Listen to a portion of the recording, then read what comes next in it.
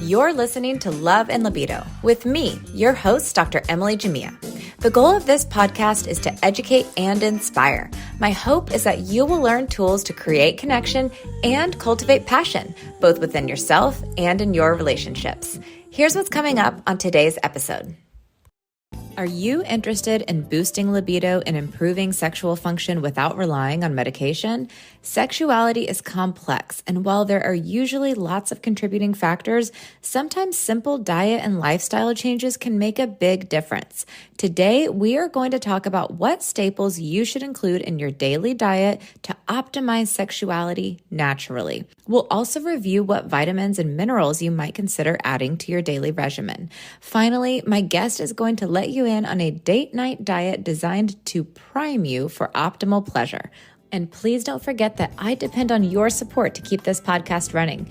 Be sure to subscribe, write a review, and share with a friend who might find it interesting. Let's get started. Hello, everybody, and welcome to today's episode of Sex and Love. I am really excited about today's episode. I mean, frankly, I get excited about all my episodes because I have such amazing guests, and I think you guys are going to find today's topic really interesting. So I am joined by Christine DeLozier, who is a licensed acupuncturist specializing in sexual health. She holds 2 master's degrees, one in acupuncture and traditional Chinese medicine, and another in counseling. She just released a new book titled Diet for Great Sex: Food for Male and Female Sexual Health. Welcome, Christine.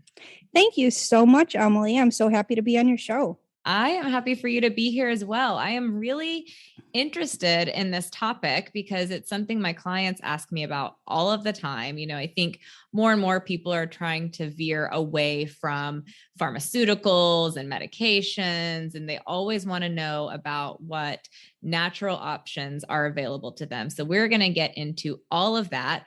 But before we do, I would like to learn a little bit more about what made you interested in the intersection between sexual health and Chinese medicine and food and nutrition. What's your story?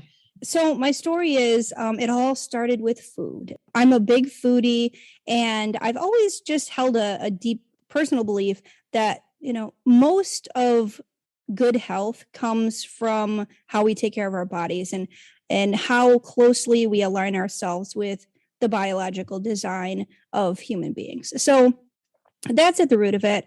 And, I do have a history as I was trained as a research scientist as an undergraduate, but I didn't end up pursuing a career in that, but I kind of brought that with me to all the information that I give my patients. I'm always asking them, what do they eat and how their lifestyle supports their treatment goals. Because in Chinese medicine, we always want to treat the root. And when we think about the root, we have to think about diet for the root of sexual health.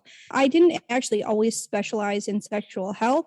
I treated what most acupuncturists treat a lot of. We treat a lot of headaches. We treat a lot of back pain, neck pain, things like that.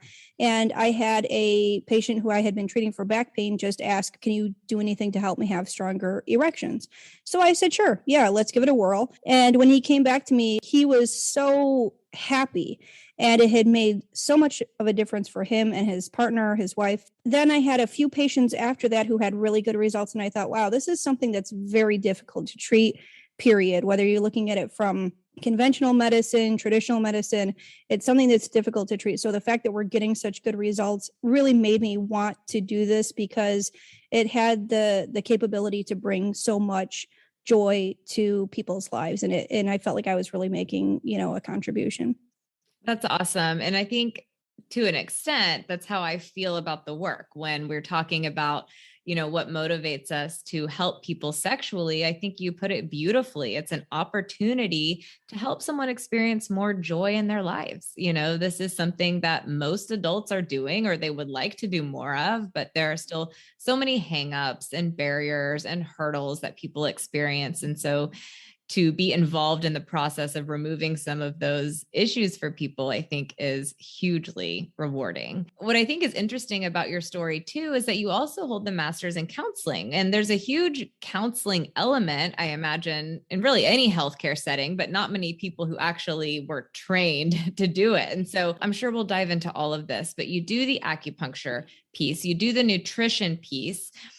I, as a clinician, am always looking at the psychological element. Tell me how you put all those pieces together. Like someone comes in, how much of what you're doing is counseling them through the psychological problems that may be affecting their ability to get an erection versus the acupuncture itself versus diet and nutrition? So the counseling is all informal. I don't do any formal counseling with my patients. But I hear everything. When I hear about patients, what's going on with them, I hear about the stories of, their relationships and their sexuality, their partner's sexuality.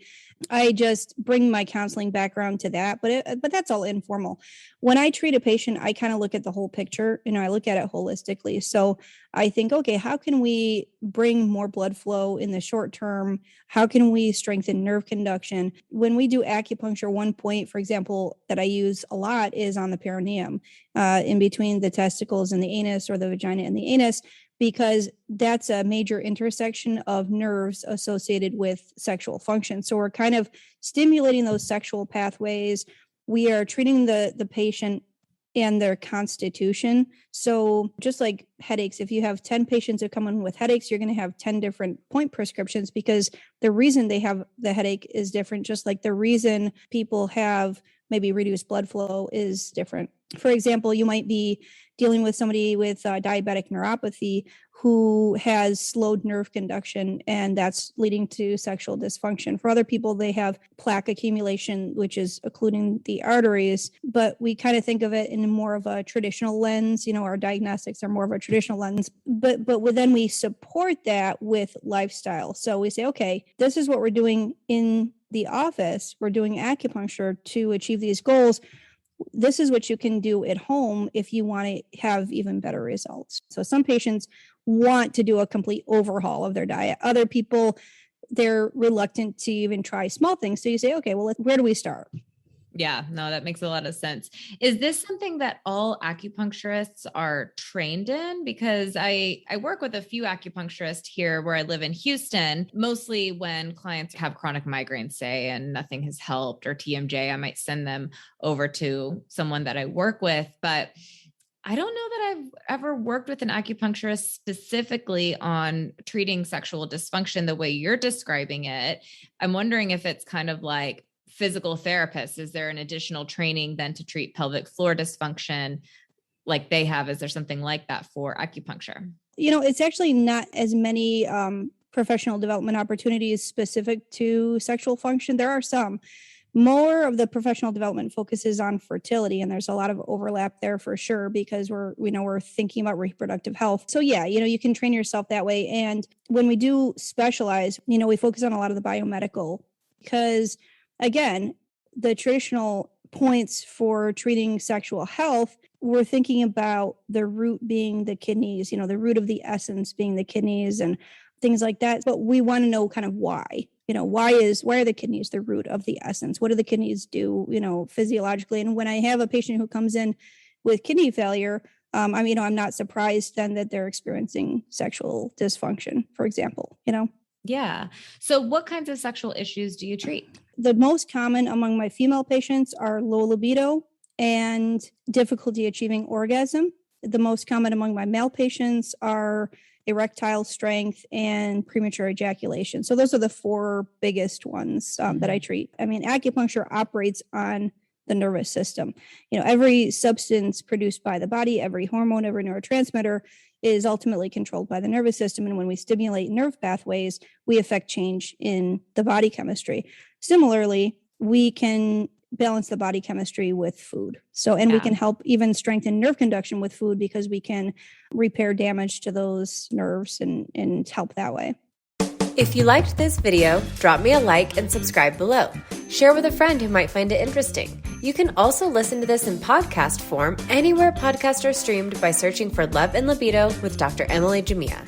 Finally, follow me across all social media channels at Dr. Emily Jamia for daily emotional and physical intimacy tips.